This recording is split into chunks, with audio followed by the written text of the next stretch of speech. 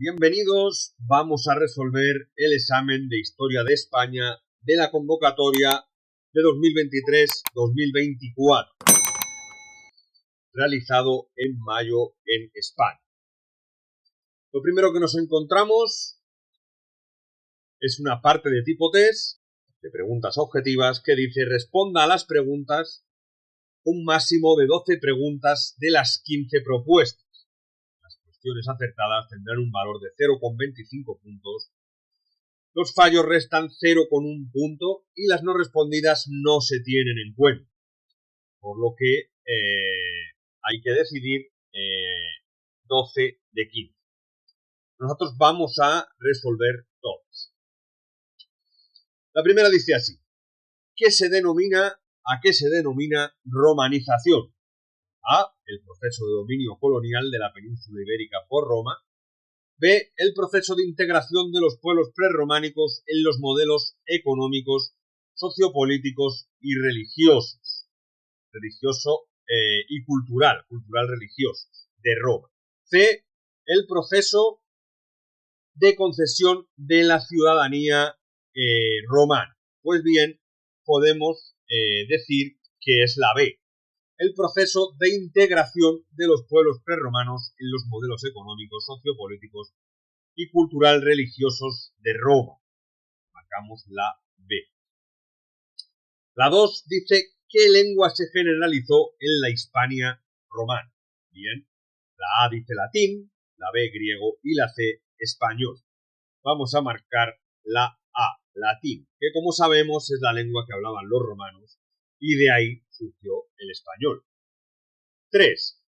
El establecimiento del reino visigodo en Hispania supuso: A. La completa desaparición de la organización administrativa y el derecho romano. B. La erradicación del latín y el surgimiento de lenguas autóctonas. O C. La convivencia de la herencia romana con la influencia germánica. Pues bien, podemos decir la C, porque siguieron persistiendo muchos aspectos de la cultura romana. La 4. En la Hispania visigoda, ¿quiénes eran los colonos? La A dice: siervos con vínculos de dependencia con los propietarios de las tierras que explotaban. B. Campesinos que optaban por poner en explotación nuevas tierras, previa concesión real.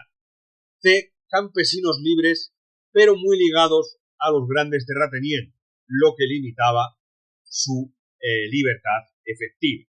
Bien, podemos decir que la respuesta correcta sería la C. Campesinos libres, pero no muy ligados a los grandes terratenientes. O sea, muy ligados a los grandes terratenientes, lo que limitaba en cierto modo su libertad de acción. 5. ¿Qué nombre recibían los musulmanes que gobernaron la península ibérica durante la Edad Media? Bueno, esta pregunta, según está formulada, es un tanto imprecisa, puede dar lugar a ambigüedades y confusiones, porque los omeyas, la dinastía de Abderramán I, que fundó el Emirato de Córdoba, por tanto también los omeyas serían musulmanes. Y los almorávides, la C, también. Los almorávides, como sabemos, procedían del norte de África y pertenecen al segundo periodo de Al-Ándalus, que fueron los reinos de Taifas. Por tanto, según está cuestionada, omeyas y almorávides, ambas serían correctas.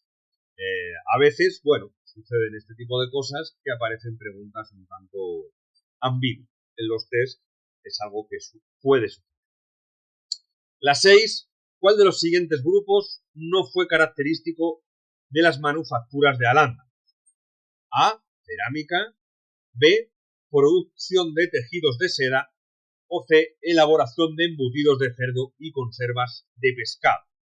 Pues bien, como sabemos, en la cultura islámica, en la cultura musulmana, no se come cerdo. Por tanto, la C sería la correcta. No fue característico de las manufacturas de Al-Ándalus. La 7 dice: durante la Alta Edad Media, el mundo de la cultura en la España cristiana estuvo monopolizada por la nobleza, los eclesiásticos o los gremios. Bueno, en este caso podemos decir que por la B. Como sabemos, en los monasterios se hacían traducciones y se conservaban los textos antiguos. Por tanto, la cultura, en cierto modo, estuvo en manos de la Iglesia.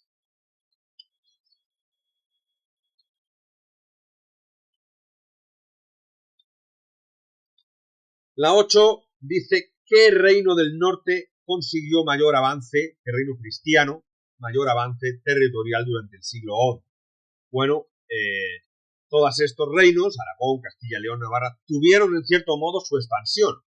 Pero si nos referimos al siglo XI, podemos convenir que la respuesta sería Navarra.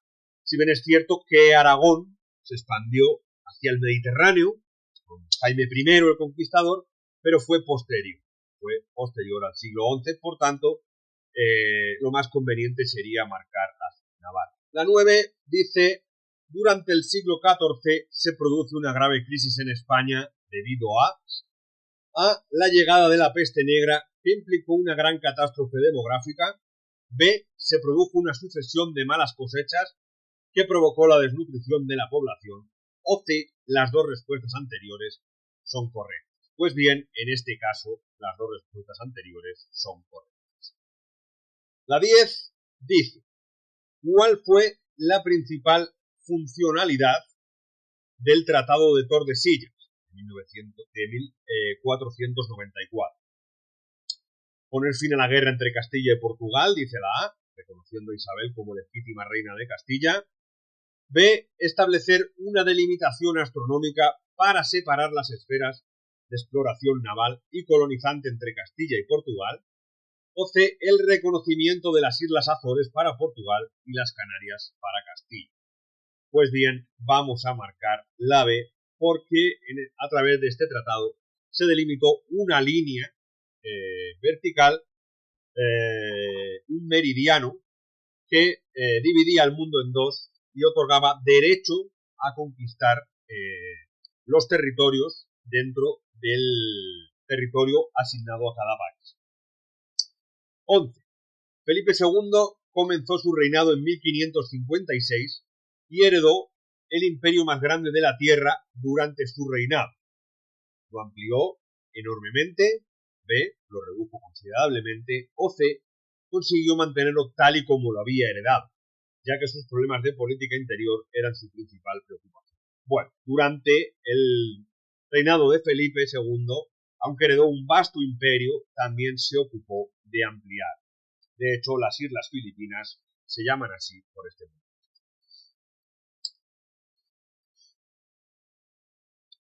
¿Qué nombre reciben los tres últimos reyes de la dinastía de los Austrias en España? A, Austrias mayores.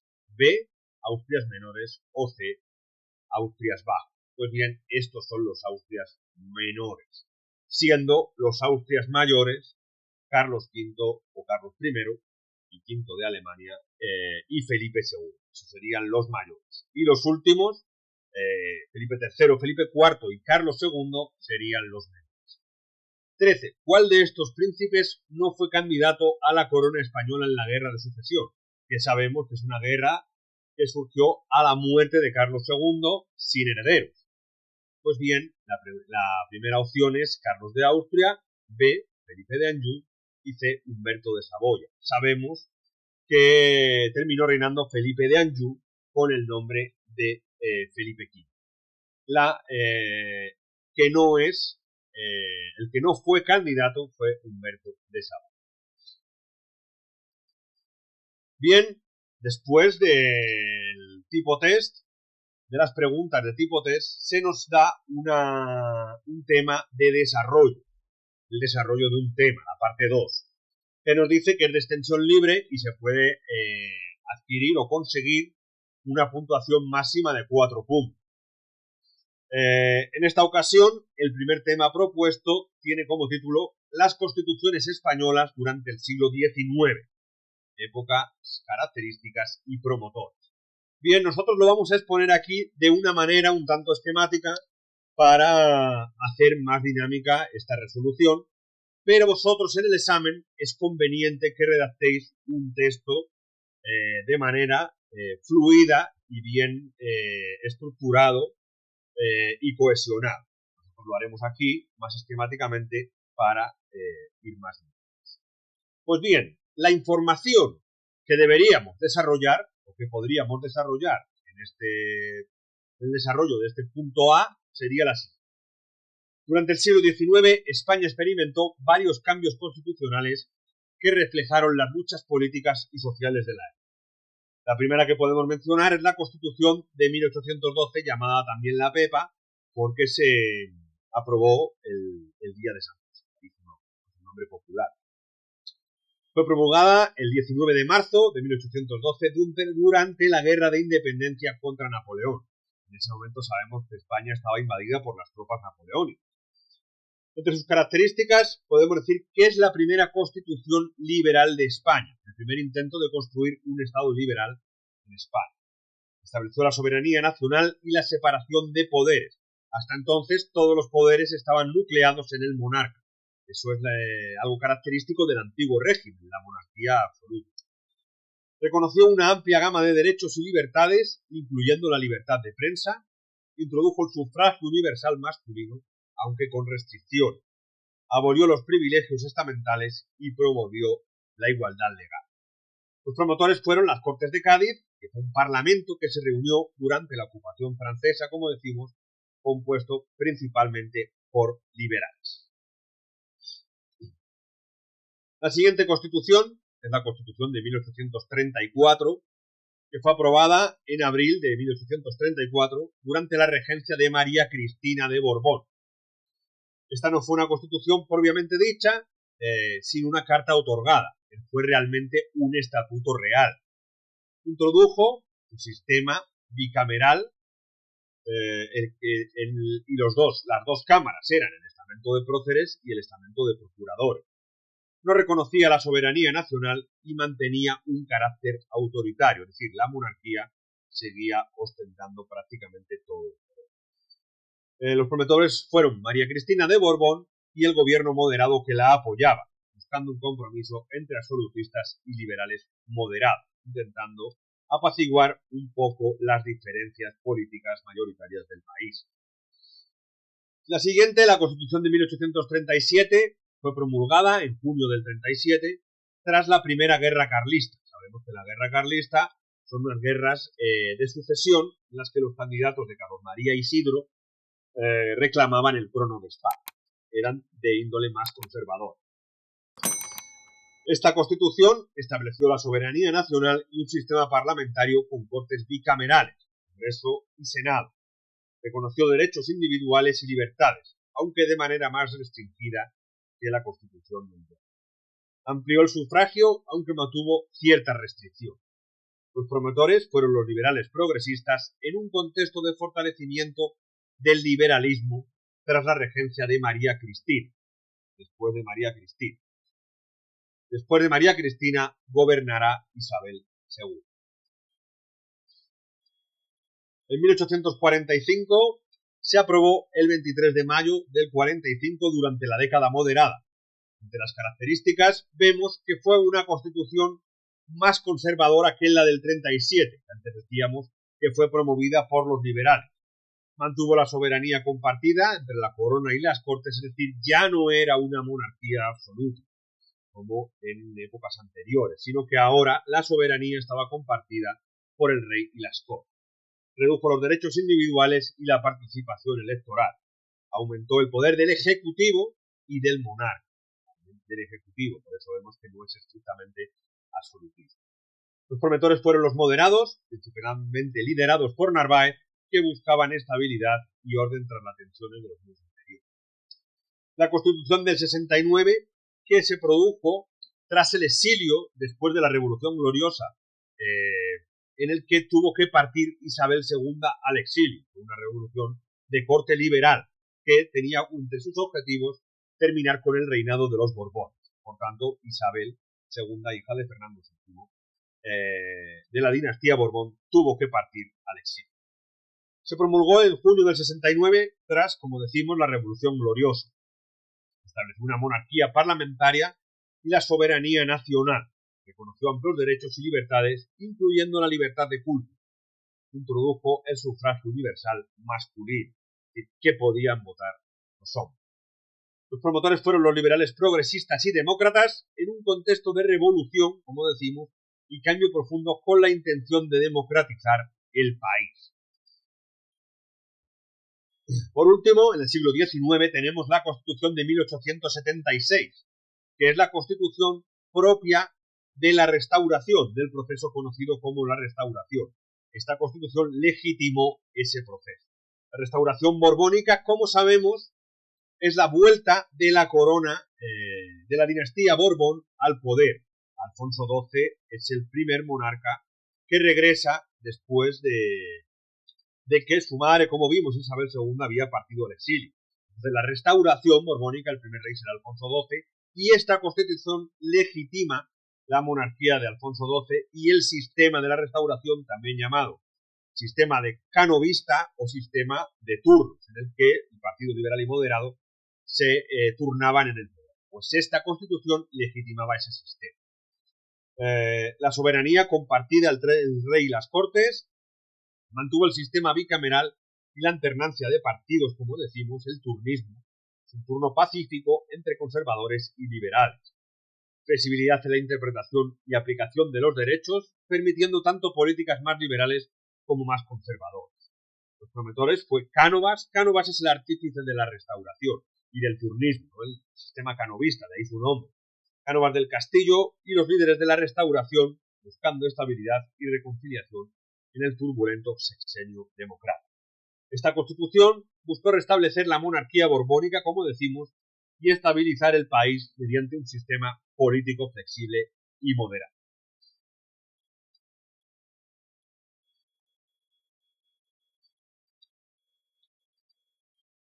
El siguiente tema que se nos proponía a elegir entre el A o el B era la dictadura de Primo de Rivera. Normalmente es uno del siglo XIX y otro del siglo XX. Este sería del siglo XX. Pues bien, lo vamos a también a exponer de una manera un tanto esquemática, aunque lo ideal es redactar un texto de manera fluida, bien cohesionado y estructurado. Bien, la dictadura de Primo de Rivera, en cuanto al contexto, en 1923 España estaba sumida en una crisis política y social que como había comenzado en 1917.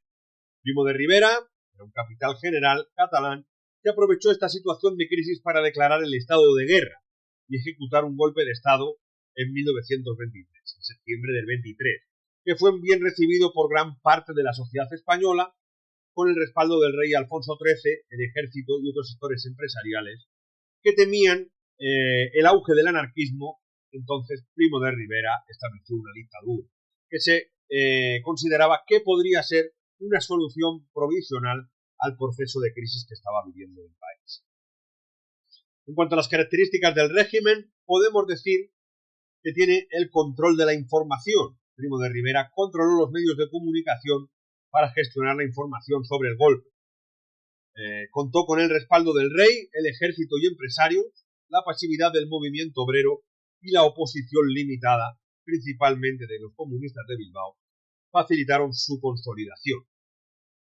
Inicialmente gobernó mediante un directorio militar, es decir, en su inicio era una dictadura de carácter militar, y luego estableció un directorio civil a partir de 1925 con antiguos miembros de otros partidos políticos, aunque hubo un partido único, que fue la Unión Patriótica, para apoyar al régimen, es decir, para dar un aparato político democratizante en cierto modo, en cierto sentido, compuesto por conservadores, católicos y caciques rurales.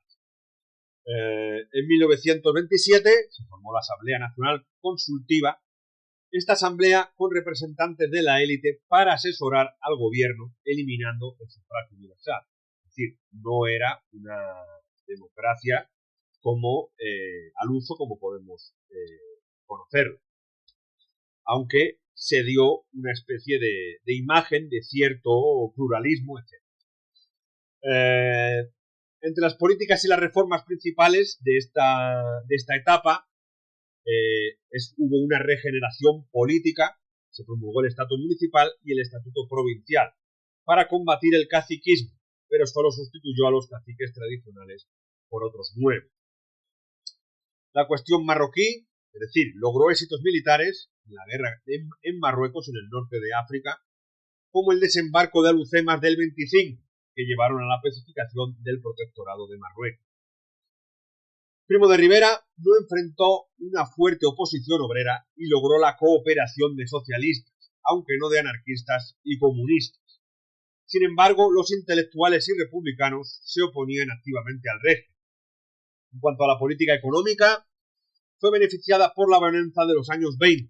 Su gobierno adoptó medidas proteccionistas e intervencionistas, creando monopolios estatales y promoviendo obras públicas. A corto plazo, esto estimuló el desarrollo industrial y redujo el desempleo, pero a lo largo generó una enorme deuda pública. Bien, la caída de la dictadura, podemos decir que la unión inicial de las clases conservadoras se desmoronó con el tiempo. Primo de Rivera no logró conciliar las facciones monárquicas, civiles y militares. En enero de 1930, ante la falta de apoyo generalizado y la desconfianza del rey, Primo de Rivera dimitió. Le sucedió el general Berenguer, quien intentó regresar al constitucionalismo del 76, es decir, volver al sistema de la restauración Borbón. Pero su gobierno fue ineficaz y se le conoció irónicamente como la dicta blanda. La caída de Primo desató una oleada de conspiraciones republicanas y en agosto del año 1930, el Pacto de San Sebastián unió a diversas fuerzas republicanas contra la monarquía. Por ello, en abril del 31, tras unas elecciones municipales donde los republicanos ganaron en las principales ciudades, Alfonso XIII, el rey, decidió abdicar y se proclamó la Segunda República el 14 de abril de 1931. Bien, hasta aquí el tema de la dictadura de Primo de Rivera. La siguiente parte del examen es una parte de análisis de texto, en el que se nos proponen nuevamente dos opciones a escoger una.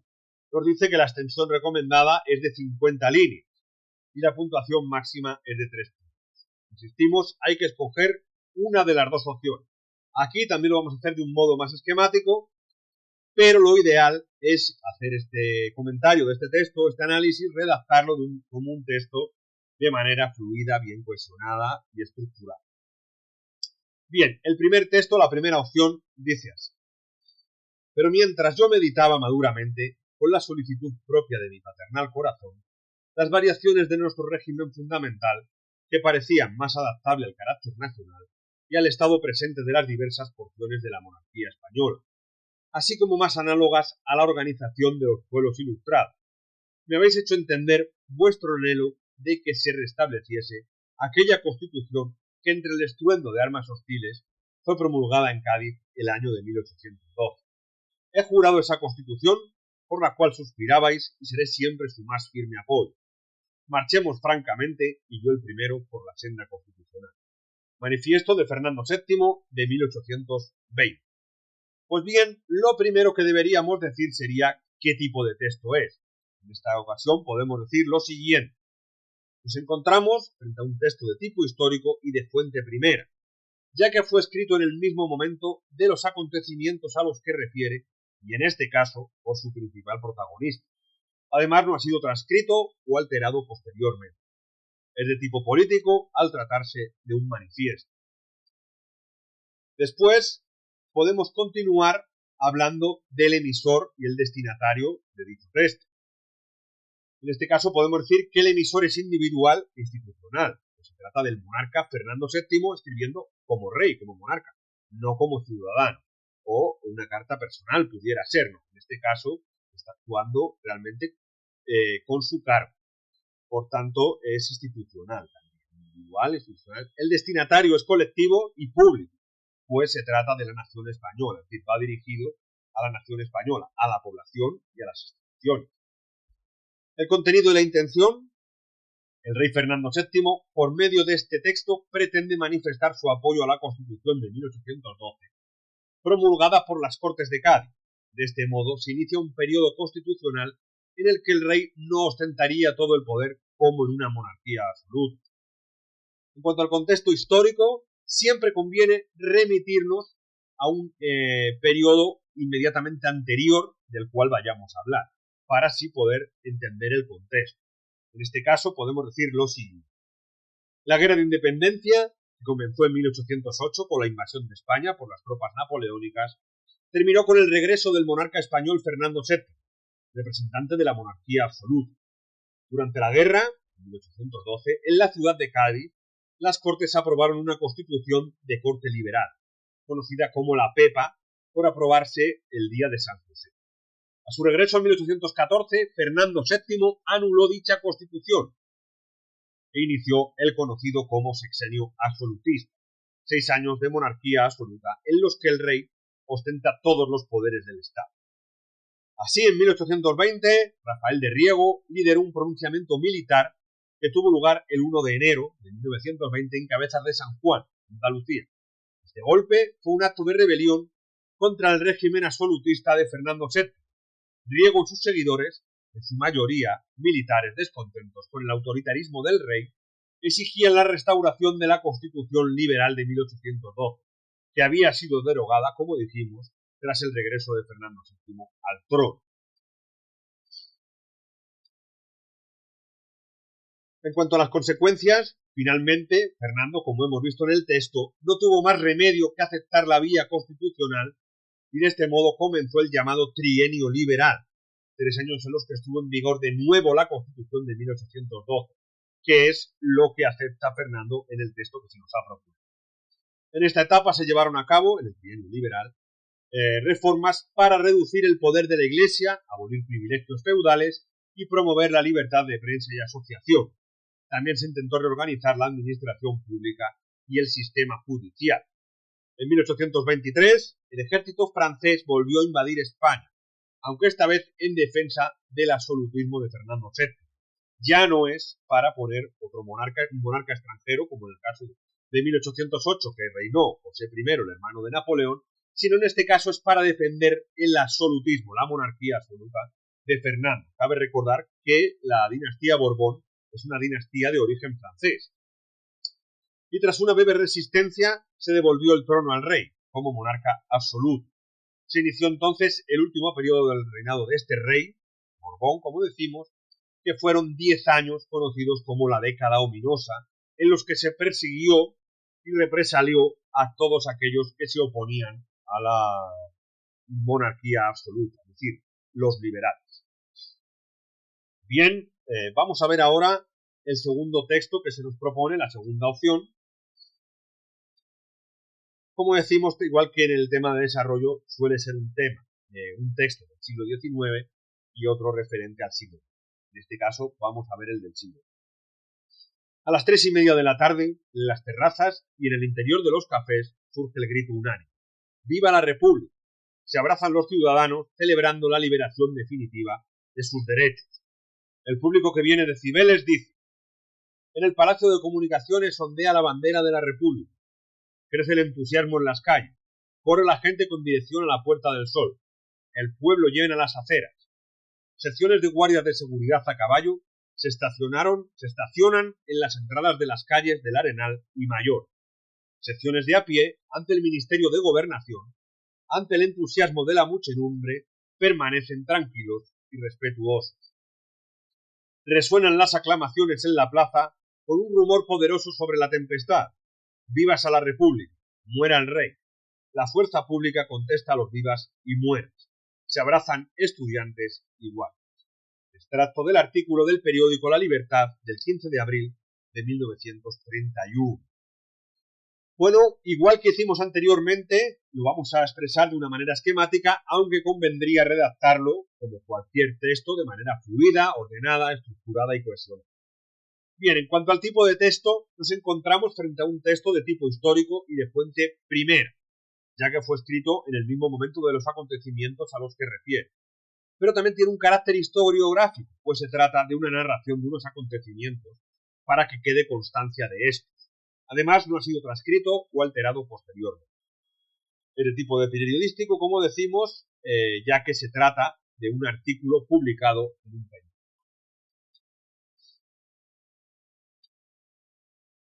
En cuanto al emisor y el destinatario, decir que el emisor es un periódico o diario, por tanto, un colectivo, pero siempre hay una línea editorial marcada por el director del periódico, aunque es colectivo, pero, bueno, pudiera ser considerado como un autor individual.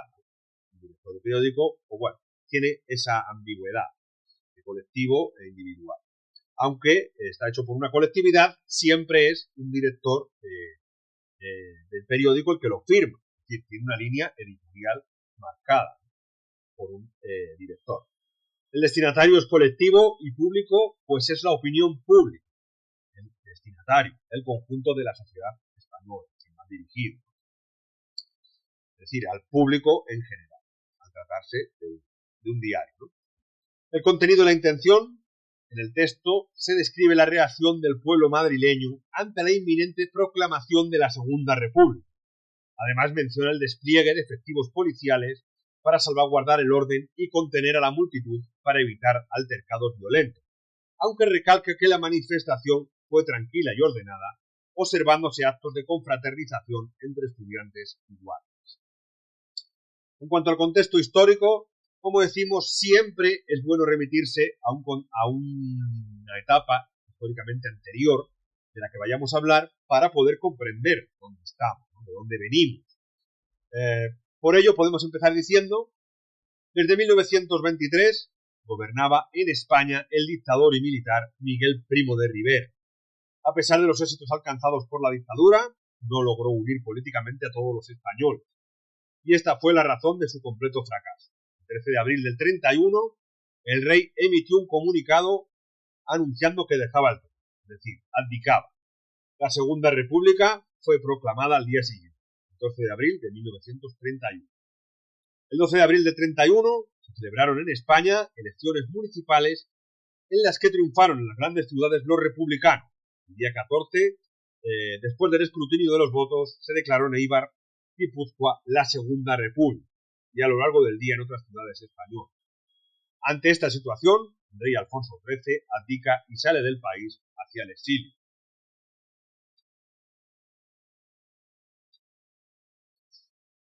Las consecuencias de la proclamación de la República fueron que la recién declarada Segunda República tuvo que enfrentarse a una serie de conflictos sociales derivados de la oposición de empresarios, propietarios agrícolas y la Iglesia, que no veían con buenos ojos ciertas reformas de la República. En este contexto se encendieron los viejos sentimientos anticlericales y se produjeron algunas quemas de iglesias y conventos en algunas ciudades. Es decir, la población se dividió y varias fuerzas u opiniones se enfrentaron. No toda la población estuvo a favor de la República. Sobre todo los sectores más conservadores estuvieron en contra. El 28 de junio del 31 se celebraron elecciones para las Cortes Constituyentes siguiendo los acuerdos del Pacto de San Sebastián. En estas elecciones, una coalición de republicanos y socialistas ganaron con mayoría. La primera tarea de estos tribunales fue constituir un nuevo parlamento y redactar un nuevo texto constitucional, la Constitución de 1931. De este modo, la Segunda República fue instaurada en el 31 y duró desde este año al 39. Se sucedieron 3 etapas referentes a sus gobiernos: el bienio progresista, el bienio radical cedista y el Frente Popular. Esta última también, en esta última tuvo lugar también la Guerra Civil, del 36 al 39.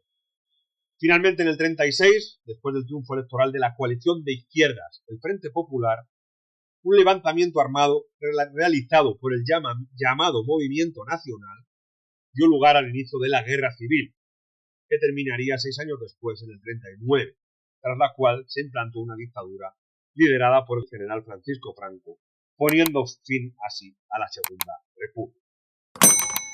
Bien, hasta aquí la resolución del examen oficial de España, de Historia de España de 2023-2024. Gracias por ver el vídeo y suscríbete para estar atento al resto de resoluciones de exámenes oficiales. PC. Un placer.